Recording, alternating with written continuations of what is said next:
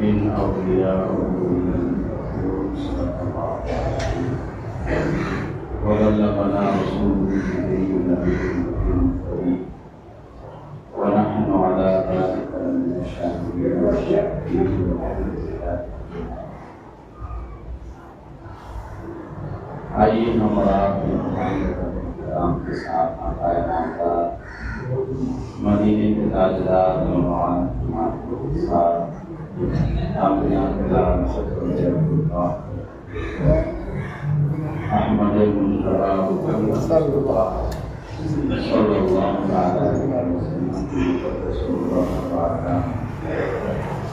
درود شریف کا نظام ہے اللهم صل على سيدنا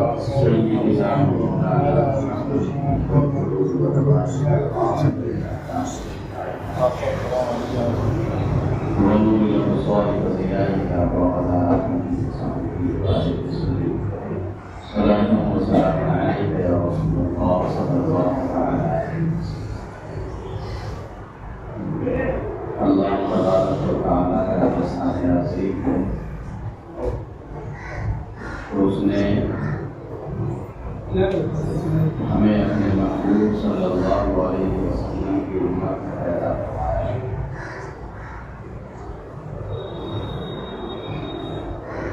اللہ تبارک و تعالیٰ کا بڑا احسان ہے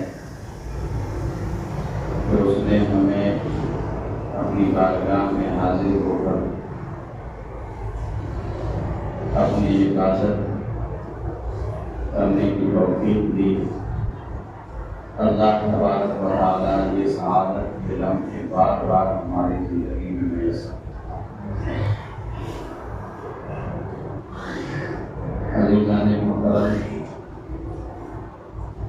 خطبہ مسنونہ کے بعد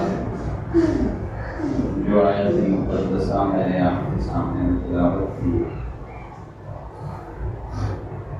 اس میں اللہ تبارک و تعالیٰ نے اپنے محبوب بندوں کی نشانی بیان فرمائی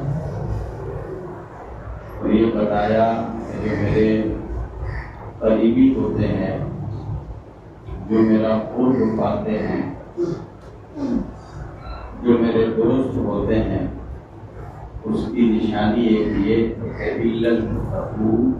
المتقین ان اولیاءہ الا المتقون، بے شک اللہ کے جو دوست ہوتے ہیں کیا ہوتے ہیں؟ پرہیزگار متقی.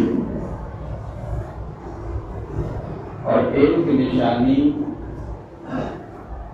نہیں بلکہ قرآن شریف کے اندر اللہ تبارک و تعالیٰ نے اپنے مقرب بندوں کی بہت ساری نشانیاں بیان فرمائی.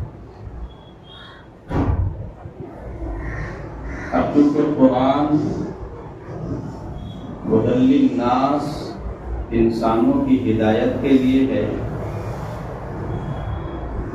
تو ظاہر سی بات ہے جو انسان قرآن کو سمجھے گا، جو قرآن کو پڑھے گا اور اس طریقے سے پڑھے جس طریقے سے پڑھنے کا حکم ہے، تو اچھے لوگوں کی جو نشانیاں اللہ تبارک و تعالیٰ نے قرآن میں بیان فرمائی ہے، وہ ساری چیزیں اس کے سامنے میں ہوں گی. تو اس سے فائدہ کیا ہے؟ اس سے فائدہ یہ ہے کہ ہمیں لوگوں کو پہچاننے میں، دینی معاملات میں کبھی کوئی دقت پیش نہیں آئے، کیونکہ اللہ تبارک و تعالیٰ نے ہمیں قرآن کے اندر یہ حکم بھی دیا کہ اے ایمان والو مجھ سے ڈرو اور کیا کرو، جو میرے مقرب بندے ہیں، جو سچے لوگ ہیں، اس کے ساتھ ہو جاؤ. اب ہمیں بظاہر جو انسان سامنے میں پیار سے بات کرے، انداز بیان ہم کو بھا جائے، تو ہمیں ایسا لگتا ہے کہ یہ انسان بہت سچا ہے، یہ بہت اچھا ہے، لیکن ایسا نہیں ہے۔ قرآن میں اچھے لوگوں کی جو نشانی اللہ تبارک و تعالیٰ نے بیان فرمائی ہے اپنے مقرب بندوں، وہ نشانی اگر ہم جانتے ہیں تو یاد رکھیں کہ کوئی بھی انسان ہمیں برگلا نہیں سکتا۔ وہ نشانی کیا ہے جو اللہ تبارک و تعالیٰ نے اپنے مقرب بندوں کی بیان فرمائی؟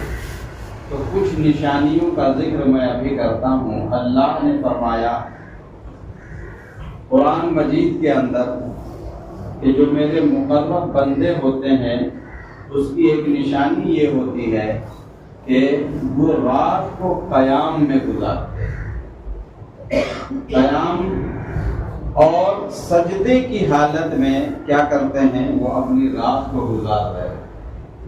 ایسا نہیں ہے کہ صرف اور صرف سونا اور اپنے ٹائم کو پاس کرنا یہ ان کے حصے میں نہیں ہے، بلکہ وہ رات کی تنہائی میں اٹھ کر کے کبھی سجدے میں پوری رات گزارتے ہیں تو کبھی کھڑے ہو کر کے قرآن پڑھنے میں وہ پوری رات گزارتے ہیں۔ اور اللہ تبارک و تعالیٰ نے مزید نشانی بیان فرمائی، والذین یبیتون لربہم سجدا وقیاما کر کے ذکر آیا، اور فرمایا ایسے لوگوں کی ایک نشانی یہ ہے کہ جب وہ زمین پر چلتے ہیں تو اکڑ کر نہیں چلتے بلکہ آہستہ چلتے ہیں، اور ان کی نگاہیں زمین کے اوپر ہوتی ہے، ادھر ادھر تاکتے ہوئے نہیں۔ اور آگے اللہ تبارک و تعالیٰ نے ان کی نشانی یہ بیان فرمائی۔ اب اس سے پتہ چلتا ہے کہ جو انسان رات اپنی عبادت میں گزارتا ہو، جس کا چلنا پھرنا اس طریقے سے ہو کہ کسی کے اوپر اس کی نظر نہ پڑتی ہو، اور مزید اللہ تبارک و تعالیٰ نے یہ بھی فرمایا کہ ان کی ایک خصلت اور یہ ہوتی ہے کہ وہ زیادہ کسی سے بات نہیں کرتے، وہ کسی سے زیادہ بات نہیں کرتے ہیں۔ اگر کوئی جاہل آدمی آ کر کے اس سے بحث کرنا شروع کر دے، ان سے بحث کرنا شروع کر دے، تو اللہ نے قرآن مجید میں فرمایا وہ سلام کرتے ہیں، اس سے زیادہ کلام ان سے نہیں کرتے، وہ آگے چلے جاتے۔ یہ نشانیاں اللہ تبارک و تعالیٰ نے بیان فرمائی قرآن کے اندر۔ جب اس کی تفسیر کو آپ اٹھا کر کے کبھی پڑھیں گے، جب آپ اس کی گہرائی میں اترنے کی کوشش کریں گے، تب آپ کو ایسے لوگ بھی الحمدللہ دنیا میں نظر آتے ہوئے چلتے پھرتے نظر آئیں گے۔ اس سے کیا ہو جائے گا؟ اس سے فائدہ یہ ہوگا کہ اگر آپ ان سے قریب ہو گئے، ان کو آپ نے اپنا دوست اگر بنا لیا، تو اللہ تبارک و تعالیٰ نے فرمایا کہ ایسے لوگوں کو کسی چیز کا خوف نہیں ہوتا ہے۔ خوف سے مراد، کامیابی سے مراد دنیا میں اللہ تبارک و تعالیٰ نے جو قرآن مجید کے اندر کامیابی کا ذکر فرمایا ہے اور خوف کا ذکر فرمایا ہے کہ وہ لوگ کامیاب ہوئے جس نے اپنے آپ کو پاک کر لیا، یا وہ کامیاب ہوئے جس نے اپنے اندر اللہ تبارک و تعالیٰ کا خوف پیدا کر لیا۔ تو اس کامیابی سے مراد دنیاوی کامیابی نہیں ہے، بلکہ کامیابی کو عربی میں فرماتے ہیں الفوز فی الدارین، جس نے دونوں جہان میں کامیابی حاصل کر لی وہ انسان کامیاب ہو۔ اس لیے کہ وقتی طور پر اگر ہمارے پاس پیسے آ جائے تو ممکن ہے کہ اس سے ہم اپنی ضرورتوں کو پوری کر لیں اور ہمارے نفس کو یہ لگے کہ میں دنیا میں اب کامیاب ہو گیا۔ تو قرآن نے صرف ایسے لوگوں کو کامیاب نہیں کہا جو دنیا میں وقتی طور پر آپ کو نظر آئے کہ وہ کامیاب ہے، بلکہ قرآن یہ کہتا ہے کہ کامیاب وہ ہوا جو دنیا میں بھی کامیاب ہو اور آخرت میں بھی کامیاب ہو۔ تو اگر ایسے لوگوں کا ہمیں پتہ مل جائے، ایسے لوگوں کے دامن سے اگر ہم منسلک ہو جائے، تو کیا کہنے کہ ہماری دنیا بھی کامیاب ہو جائے گی اور اللہ اس کے رسول نے کہا ہماری آخرت بھی کامیاب ہو جائے گی۔ لیکن مسئلہ کیا ہے کہ ہم اور آپ پہناوے کو دیکھ لیتے ہیں، ہم اور آپ وقتی طور پر اس کی صورت کو دیکھتے ہیں، سیرت تو ہمیں نظر آتی نہیں، جبہ و قبہ کو دیکھ لیتے ہیں، بظاہر جو انسان ہم کو اچھا نظر آ رہا ہوتا ہے اس کو ہم اپنے اعتبار سے جب جج کرنا شروع کر دیتے ہیں تو کہیں نہ کہیں کیا ہوتا ہے، ہم اور آپ دھوکہ کھا جاتے ہیں۔ لیکن اگر ہم قرآن اور حدیث کی روشنی میں لوگوں کو پرکھنا شروع کر دیں اور ایسے لوگوں کے دامن سے وابستہ ہو جائیں تو انشاءاللہ آپ یقین جانیں کہ ہم یہاں بھی کامیاب ہو جائیں گے اور آخرت میں بھی کامیاب ہو جائیں گے۔ اور اس کے لیے آپ دیکھیں نا، اللہ کے رسول صلی اللہ تعالی علیہ، یہ جو بخاری شریف وجود میں آیا ہے جس کو پڑھ کر کے آج عشاق اش کرتے ہیں، ایسے ایک نہیں درجنوں واقعات آپ کو تاریخی صفحات پر ملیں گے کہ ایک بزرگ ایسے ملے جن کو اس بات کی خبر ملی کہ میرے یہاں سے سینکڑوں میل کی دوری پر ایک صاحب ایسے ہیں جنہوں نے ایک حدیث اللہ کے رسول صلی اللہ علیہ وسلم کی سنی اور ان کے پاس صحیح سند موجود ہے۔ تو انہوں نے کیا کیا کہ چلو سند کو مزید مضبوط کرنے کے لیے ان سے ملاقات کرتے ہیں۔ ہم ملاقات کرنے کے لیے 2-3 دن کا سفر آپ نے کیا، اور وہ اس زمانے کا سفر اتنا آسان نہیں تھا کہ 2 گھنٹے میں ہم لکھنؤ سے ممبئی پہنچ جائے، یا ٹرین ہے تو 24 گھنٹے میں ہم پہنچ جائیں، بلکہ ریتیلی اور پہاڑی جھاڑیوں سے گزر کر کے لوگوں کو سفر کرنا ہوتا تھا۔ 3-3 4-4 دن لگ جاتے تھے سفر کرنے میں، اور سفر کر کے جب وہاں پہنچے تو انہوں نے فرمایا کہ میں نے سنا ہے آپ کے پاس ایک حدیث پاک ہے۔ فرمایا ہاں میرے پاس ہے۔ کہا کہ بس اس کو سننے کی نیت سے میں آپ کی خدمت میں حاضر ہوا۔ تو آپ نے کیا دیکھا کہ انہوں نے گھوڑے کو دانا دینے کے لیے اپنی طرف بلایا۔ جھولی میں دانا نہیں تھا، بس ایسے بلایا کہ آؤ تم دانا کھا لو۔ اب گھوڑا جب قریب آیا اس میں منہ ڈالا تو اس کے اندر دانا موجود نہیں۔ اب وہ اسی وقت الٹے پیر اپنے گھر واپس ہو گئے۔ کہا کہ وہ حدیث نہیں سنتے۔ فرمایا جو جانوروں کو دھوکہ دے رہا ہے کیا وہ مجھ کو دھوکہ نہیں دے سکتا ہے؟ میرے عزیز، تو پرکھنے کے جو پیمانے ہوتے ہیں، اگر ہم بزرگوں کے اقوال کو پڑھیں، ان کی زندگی کو پڑھیں اور اس طریقے سے لوگوں کو اگر ہم پرکھنا شروع کر دیں، جانچنا شروع کر دیں دینی اعتبار سے، تو انشاءاللہ تعالی ہمیں یقیناً ایسے لوگوں کے دامن میسر آ جائیں گے جو دنیا میں بھی کامیاب ہوں گے اور ان کی وجہ سے ہم آخرت میں بھی کامیاب ہوتے ہیں۔ لیکن ہم اور آپ آج کسی کے بھی چپیٹے میں آ جاتے ہیں، کوئی بھی ہم کو پریشان کر کے دینی اعتبار سے چلا جاتا ہے، تو میرے عزیز اس کی وجہ صرف یہی ہے کہ ہم نے قرآنی تعلیم کو طاق پر رکھ دیا ہے۔ اللہ کے رسول صلی اللہ تعالی علیہ وسلم نے جو باتیں ارشاد فرمائی ہیں اس کی روشنی میں ہم اور آپ زندگی نہیں گزارتے ہیں، جس کی وجہ سے ہم اور آپ پریشان ہوتے ہوئے نظر آ رہے ہیں۔ اور جس دن ہم نے قرآن اور حدیث کے مطابق اپنی زندگی کو گزارنا شروع کر دیا، ہر وہ کام ہم نے کرنا شروع کیا جس کا حکم اللہ اور اس کے رسول نے ہمیں دیا ہے، ہر اس کام سے بچنے لگ گئے جس کا حکم اللہ اور اس کے رسول نے ہمیں اور آپ کو دیا ہے، تو یاد رکھیں کہ ہماری دنیا بھی کامیاب ہو جائے گی، ہماری آخرت بھی کامیاب ہو جائے گی۔ اور زندگی کو ترجیح بالکل نہ دیں۔ یہاں کی جو ضرورتیں ہیں اس کا وعدہ اللہ تبارک و تعالیٰ نے قرآن میں کر رکھا ہے۔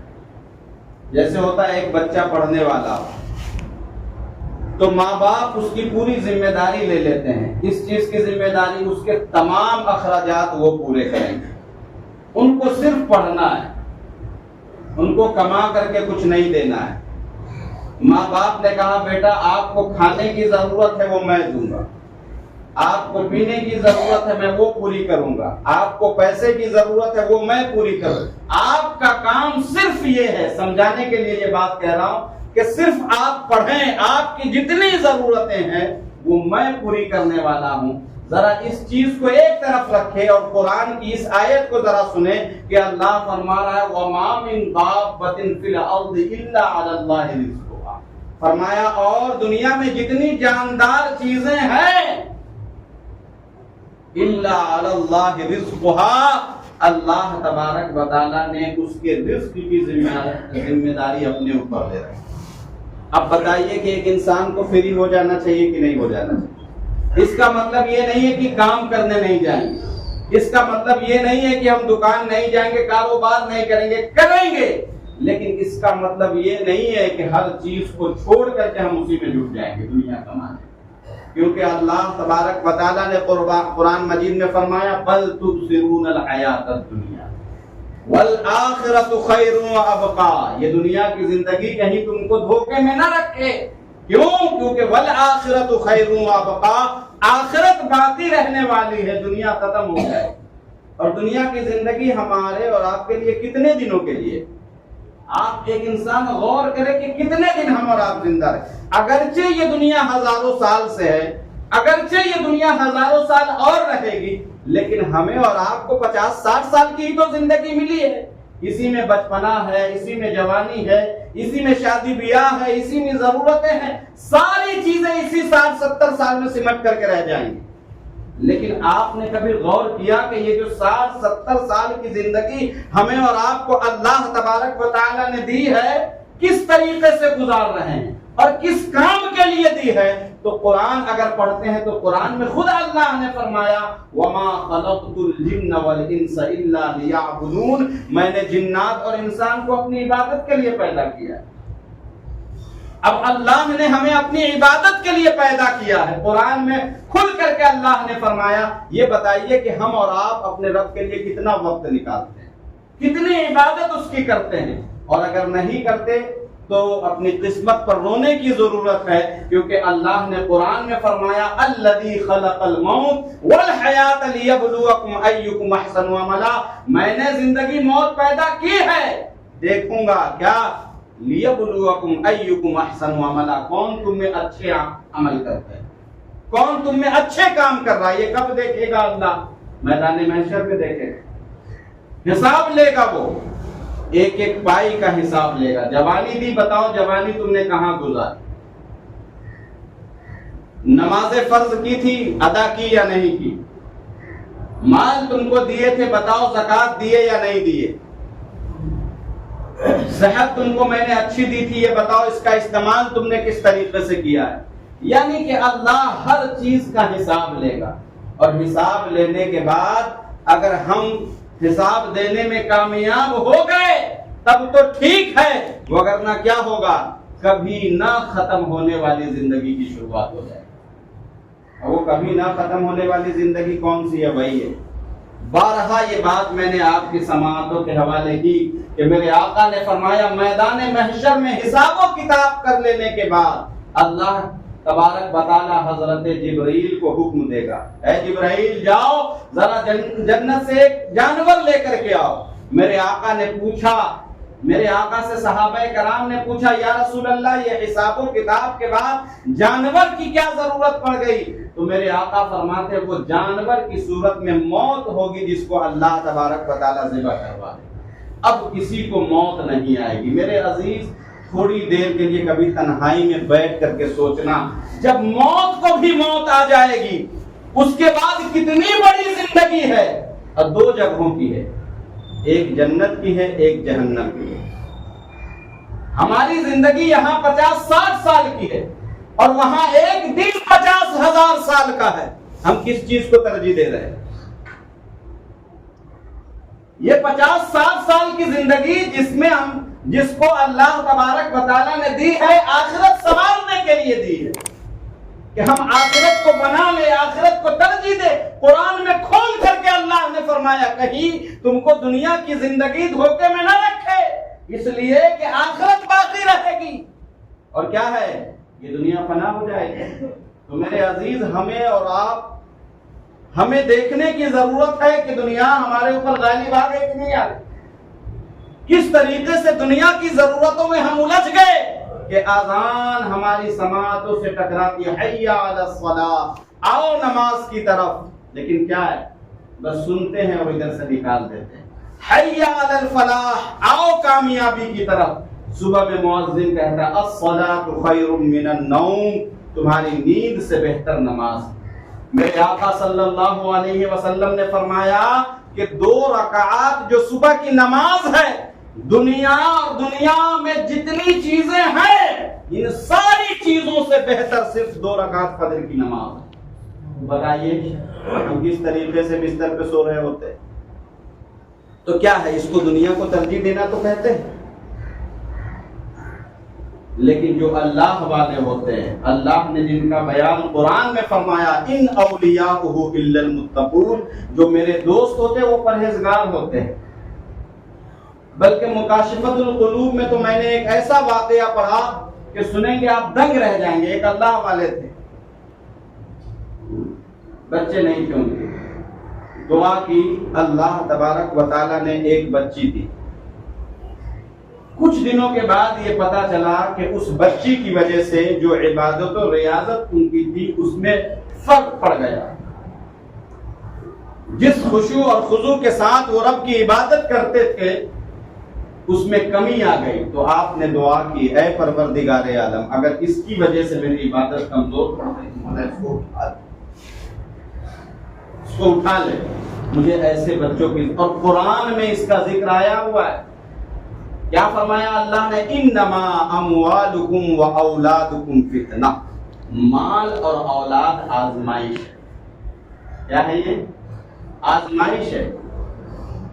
کبھی اللہ تبارک و تعالی مال دے کے آزماتا ہے، کبھی اس سے لے کر کے آزماتا ہے، کبھی اولاد دے کے آزماتا ہے، کبھی اس سے اولاد چھین کر کے آزماتا ہے۔ آپ دیکھیں، غور کریں، آپ کی جو گزشتہ زندگی گزری ہے، اگر اچھے کاموں میں کوئی چیز رکاوٹ آئی ہے تو یہی 2 چیزیں دور دور تک نظر آئے گا۔ نماز پڑھنے سے کون چیز روکتی ہے؟ یا تو اولاد کی محبت ہے، یا تو دنیا کی لالچ ہے۔ پیسے کمانے کے چکر میں ہم نے نمازیں چھوڑ دی، اور اللہ نے قرآن میں پہلے فرمایا یہ فتنہ ہے، ایسا مت سمجھنا کہ یہ بہت اچھی چیز ہے۔ یہ تم کو نماز سے روکے گی، یہ تم کو روزے سے روکے گی، اور اولاد کی محبت بھی کبھی کبھی اس طریقے سے ہمارے اوپر غالب آ جاتی ہے کہ ہم اس میں اس طریقے سے ان کی محبت میں الجھ جاتے ہیں کہ ہم ان کو ترجیح دیتے ہیں، اللہ تبارک و تعالیٰ کی ذات کو ترجیح نہیں دیتے۔ تو میرے عزیز، اگر ایسا کچھ معاملہ ہے تو کثرت کے ساتھ استغفار پڑھیں، کثرت کے ساتھ استغفار پڑھیں، اور اللہ کے رسول صلی اللہ علیہ وسلم کی بارگاہ میں درود شریف پڑھیں۔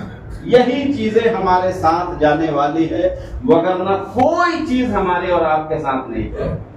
یہ اچھے اعمال ہی ہمارے جائیں گے۔ تو میرے عزیز، دنیا کو ترجیح نہ دے، آخرت کی زندگی کو ترجیح دے جو کبھی ختم ہونے والی نہیں ہے۔ اور جن لوگوں نے اس چیز کو مان لیا، جنہوں نے اس چیز پر اپنا ایمان توکل مضبوط کر لیا، آپ دیکھیں بہت زیادہ دور جانے کی ضرورت نہیں ہے۔ علامہ مشتاق احمد نظامی رحمۃ اللہ تعالی ابھی بہت مشکل سے 50-60 سال پہلے کے بزرگ، رمضان المبارک کے مہینے میں آپ مسجد میں نماز ادا کر رہے ہیں، تو فرض نماز اگر چھوٹتی ہے تو اس کا اللہ حساب لے گا، کیونکہ اس کو اللہ نے فرض کیا۔ سنت مؤکدہ کو تارک جو بار بار چھوڑنے لگ جائے، اس کی عادت بنا لے، وہ بھی گنہگار ہے، لیکن سنت مؤکدہ اگر چھوٹ جائے تو گناہ نہیں۔ اور نفل پہ تمہارا اختیار ہے، پڑھو تو ثواب ملے گا، نہیں پڑھو تو کوئی عذاب نہیں ہے۔ لیکن علامہ مشتاق احمد نظامی کے حوالے سے کتاب میں یہ بات ملتی ہے کہ آپ نفل نماز ادا کر رہے تھے، آپ کو کسی نے آ کر کے خبر دی کہ حضور آپ کے لڑکے کا انتقال ہو گیا۔ کہا کون لڑکا؟ کہا بڑا والا، جس کے کمانے سے گھر کے اخراجات پورے ہوتے۔ بتائیے اگر کسی باپ کو یہ بات معلوم ہو جائے کہ جوان لڑکے کا انتقال ہو گیا ہے تو اس کے باپ کے دل پر کیا بات ہے، کیا گزرے گی؟ علامہ مشتاق احمد نظامی مسجد سے باہر گھر تشریف لائے، پڑوسیوں کو بلایا، کہا ذرا میرے بیوی بچوں کو سنبھالو، میری 2 رکعت نفل نماز رہ گئی ہے، اس کو ادا کر کے میں آ گیا۔ اللہ اکبر! یہاں جوان بیٹے کی لاش پڑی ہوئی ہے، ان کو 2 رکعت نفل نماز کی پڑی۔ تو جو اللہ والے ہوتے ہیں کیا ہوتے ہیں؟ ان کا جب دل اللہ تبارک و تعالیٰ سے لگ جاتا ہے تو وہ دنیا کی زندگی کو ترجیح نہیں دیتے ہیں۔ تو دعا کریں اللہ ہمارے دلوں کے اندر بھی وہ چیز پیدا فرما دے، ہم بھی اپنی آخرت کی زندگی کو ترجیح دیں۔ یہ دنیا ختم ہو جائے گی، اب یہ کب ختم ہوگی یا اللہ اس کا رسول جانے، لیکن میں یہ دعوے سے کہہ سکتا ہوں کہ 50 سال کے بعد جتنے لوگ یہاں بیٹھے ہیں یہاں کوئی نہیں ہوگا اس دنیا میں، سب کہاں ہوں گے؟ قبرستان میں ہوں گے۔ 50 سال کے بعد کیا ہماری زندگی ہے اتنے سال کی؟ 50 سال اور زندہ رہیں گے تو کہاں ہوں گے؟ قبرستان میں ہوں گے۔ تو جتنے دین کی زندگی باقی ہے غنیمت جانے اور توبہ استغفار کریں، نمازوں کی پابندی کریں، آخرت کی زندگی کو ترجیح دے۔ اللہ ہمیں اور آپ کو کہنے سننے سے زیادہ کلمات حسنات کا عمل کی توفیق عطا فرمائے، اور کسی بھی قسم کی خطا غلطیاں ہوئی ہو اپنے حبیب سے